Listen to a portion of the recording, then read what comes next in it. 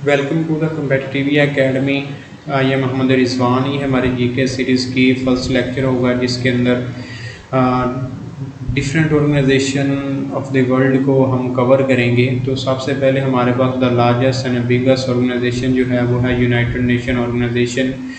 अब इसको देखेंगे कि ये क्या पर्पस था कि ये इस्टेब्लिश की गई और इसके आगे फर्दर ऑर्गन्स कौन से हैं और उनका जो मेन फंक्शन क्या है। अब इसके अंदर देखेंगे तो आपको दो पिक्चर नज़र आ रही होंगी। एक साइड पे एक वॉर का सीन है जहाँ पे आपके पास टैंक्स, सोल्जर्स और डिस्ट्रक्शन नज़र आ रही है, और दूसरी साइड पे आपके पास यूएनओ की बिल्डिंग नज़र आ रही है। तो अल्टीमेटली लेफ़्ट टू राइट अगर आप जाएंगे तो आपको पता चलेगा कि डिस्ट्रक्शन से बचने के लिए हमने और पीस को इस्टेब्लिश करने के लिए हम यूएनओ को इस्टेब्लिश किया गया।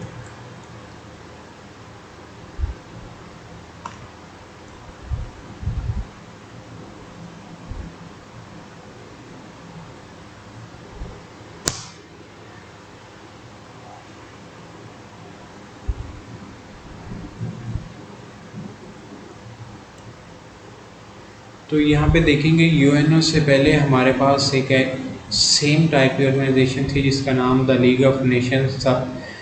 तो अब इसका बैकग्राउंड ये है कि जैसे ही हमारे पास वर्ल्ड वार वन जो 1914 से लेके 1918 तक हुई, तो अब इसके अंदर डिस्ट्रक्शन इतनी हुई कि वर्ल्ड जो डेवलप्ड कंट्री के जितने भी कंट्री थे उन्होंने ये डिसीजन लिया कि एक ऐसी ऑर्गेनाइजेशन को इस्टेब्लिश किया जाए जहाँ पे जितने भी कॉन्फ्लिक्ट हैं उनको एक टेबल टॉक के थ्रू रिजॉल्व किया जाए और पीस को इस्टेब्लिश किया जाए।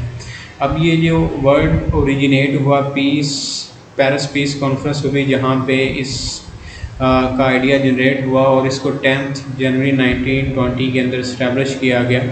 लेकिन अनफॉर्चुनेटली ये ऑर्गेनाइजेशन जो थी वो मोर देन कह लें कि 30 ईयर्स से आलमोस्ट ज़्यादा नहीं कर सकी। 26 ईयर्स के बाद इसको डिज़ोल्व कर दिया गया क्योंकि ये फेल होगी वर्ल्ड वार टू को रोकने के लिए। अब इसकी टाइप की बात करें तो ये type basically inter governmental organisation थी। इस लीग के अंदर जितने भी कंट्रीज़ थे with the passage of time उन्होंने चार्टर को साइन किया और वहाँ पे उसके असम्बली के अंदर बैठ के वो कॉन्फ्लिक्ट को रिजॉल्व करते थे with discussions and dialogues. Headquarter की बात करें तो इसका हेडक्वार्टर जिनीवा के अंदर था जो कि सिटी है स्विट्ज़रलैंड का। मेंबर्स अब इसके डिफरेंट वेरी करते रहे with the passage of time क्योंकि ये ऑर्गेनाइजेशन फुली तौर पर मैच्योर नहीं हो सकी थी, जिसकी वजह से अब क्या हुआ कि ये ऑर्गेनाइजेशन जल्दी ही फेल होगी और इसके जो मेंबर थे वो फुली तौर पर जितने भी ओवर द वर्ल्ड अब हमारे पास 193 मेंबर हैं वो इसे ज्वाइन ना कर सके। तो इसलिए फिर नेक्स्ट आप देखेंगे कि वर्ल्ड वार टू भी वर्ल्ड वार टू के अंदर आपके पास अगेन द मोर डिस्ट्रक्टिव वार या जितना भी लॉस हुआ है तो वो आपके पास वर्ल्ड वार टू के अंदर हुआ जो कि 1939 से लेकर 1945 तक कंटिन्यू रही। और इस पे यूएसए के जो फिर प्रेसिडेंट थे फ्रैंकलिन, तो उन्होंने ये डिसीजन लिया कि एक ऐसी अगेन ऑर्गेनाइजेशन बनाई जाए जिसका मेन पर्पस हो कि नेक्स्ट वर्ल्ड वार थ्री को रोकने के लिए इस ऑर्गेनाइजेशन को इस्टेब्लिश किया जाए और विद द फुल पावर। अब कुछ ऑब्वियसली वीकनेस होंगी द लीग ऑफ नेशन के अंदर जो फुली तौर पर कह लें कि वो वर्ल्ड वार टू को ना रोक सकी। तो अभी हम 1945 से लेके 2025 तक देखें तो किसी हद तक तो हम देख सकते हैं कि यूएन ने रोल प्ले किया है to prevent world war three. तो ये इस्टेब्लिश बेसिकली जो फर्स्ट इसका साइन हुआ 50 कंट्री का तो वो 24 जून 1945 के अंदर हुआ और ये ऑफिशियली तौर पर 24 अक्टूबर 1945 में इस्टेब्लिश हुई। आर्टिकल्स की बात करें तो इसका चार्टर जो बनाया गया उसके अंदर 111 आर्टिकल थे। हेडक्वार्टर इसका न्यूयॉर्क यूएसए के अंदर इस्टेब्लिश किया गया। करंटली मेंबर्स की बात करें तो इसके 193 मेंबर्स हैं। तो पीपीएससी के अंदर पूछा भी जाता है कि लेटेस्ट मेंबर कौन सा है जिसने ज्वाइन किया और कब ज्वाइन किया। तो आपका लेटेस्ट मेंबर है साउथ सूडान जिसने 14 जुलाई 2011 को ज्वाइन किया था। अब इसके दो ऑब्जर्वर मेंबर हैं जो कि फुली एक स्टेटस तो नहीं मेंबर का उन्हें अचीव किया, लेकिन एज ऑब्जर्वर उनको रखा हुआ है। वो आपके पास होली सी एंड पैलेस्टाइन का जो दर्जा उनके पास है। तो ये अभी आपने देखा भी होगा कि जब ये इसराइल का और पैलेस्टाइन का इशू रेज़ हुआ, तो अब पैलेस्टाइन को डिफरेंट कंट्री ने वहाँ पे रिप्रेजेंट किया, लेकिन फुली तौर पर क्योंकि वो मेंबर नहीं था तो इसलिए उसकी एक वॉइस नहीं सुनेगी। तो अब इसकी यूएनओ की लैंग्वेज हैं जिसके अंदर आपके जो मोस्टली डॉक्यूमेंट्स पब्लिश होते हैं, तो इन 6 लैंग्वेज के अंदर ही पब्लिश होंगे, इसके अलावा किसी भी लैंग्वेज के पब्लिश नहीं हो सकते।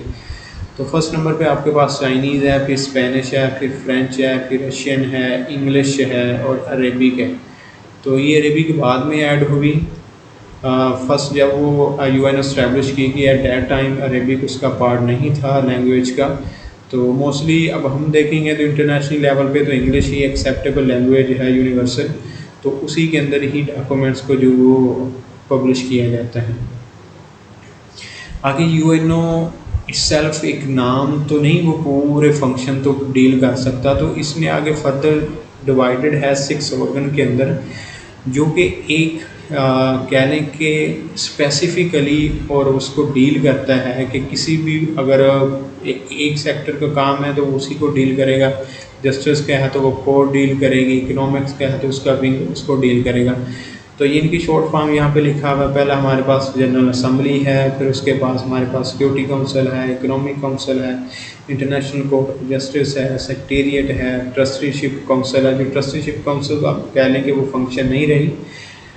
हमारे पास फर्स्ट सेक्रेटरी जनरल की बात करें तो वो ट्रिगबी ली था, जो कि नॉर्वे का था। पीपीएससी के अंदर पूछा जाता है कि आपका यूएनओ का फर्स्ट जो सेक्रेटरी जनरल कौन था और किस कंट्री से बिलोंग करता था। तो करंट सेक्रेटरी जनरल की बात करें तो वो आपके पास एंटोनियो गुटेरेस है, जो कि पुर्तगाल का प्राइम मिनिस्टर है और उसकी सेकंड टर्म चल रही है। तो ये फर्स्ट टाइम जब अपॉइंट हुआ था तो ये 1 जनवरी 2017 के अंदर।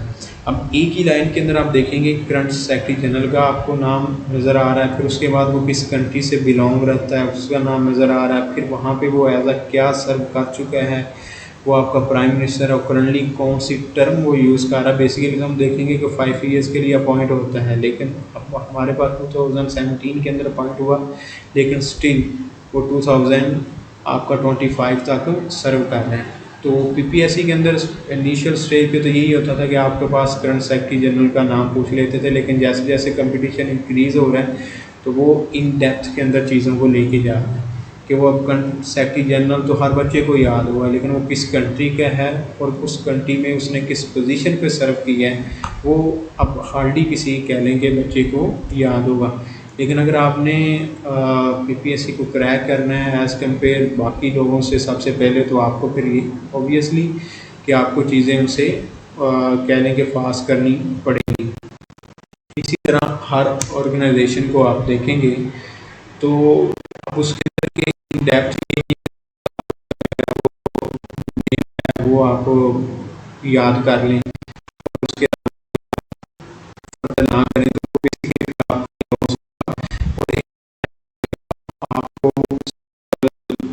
पीपीएससी को